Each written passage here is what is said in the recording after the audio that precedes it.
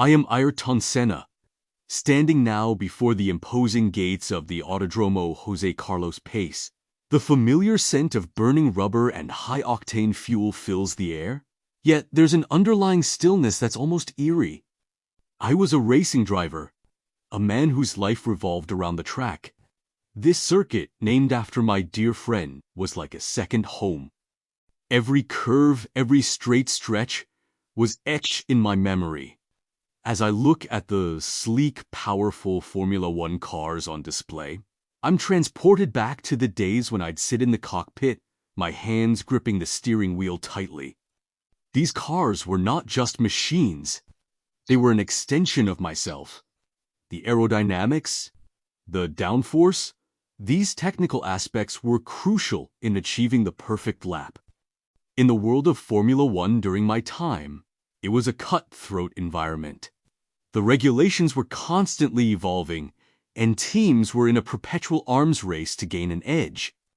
The concept of ground effect was a game changer.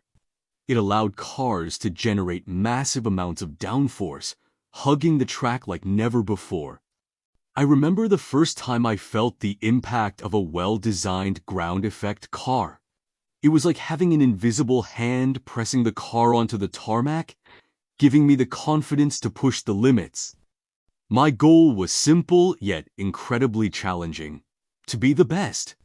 I wanted to win races, not just for the trophies or the fame, but for the pure love of the sport. Each Grand Prix was a battle, a test of my skills, my courage, and my mental strength. The Monaco Grand Prix, with its narrow streets and unforgiving barriers, was a true test of finesse. It was a place where a single mistake could end your race, but also where a masterful drive could secure a legendary victory. I believed in pushing the boundaries, in going beyond what was considered possible. I'd often take risks that others wouldn't, not out of recklessness, but because I knew that's where victory lay. The qualifying lap was my stage. It was a one-shot deal, a chance to show the world what I and my car were capable of.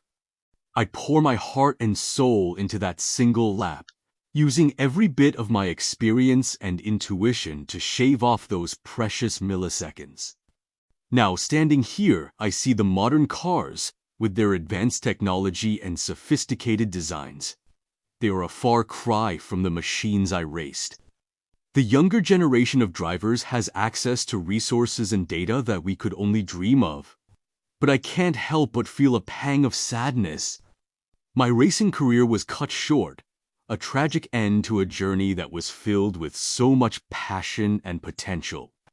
The sport has moved on, yet my spirit remains on these tracks. I see the fans, their eyes filled with excitement and admiration as they watch the races. I know that my legacy lives on in the way drivers approach the track, in the respect for the sport, and in the pursuit of excellence. My spirit is forever intertwined with the world of Formula One. As I turn away from this circuit, I know that the track will continue to witness great battles, new heroes, and unforgettable moments. But I'll always be here, in the memories, in the stories, and in the very essence of what it means to be a racing driver.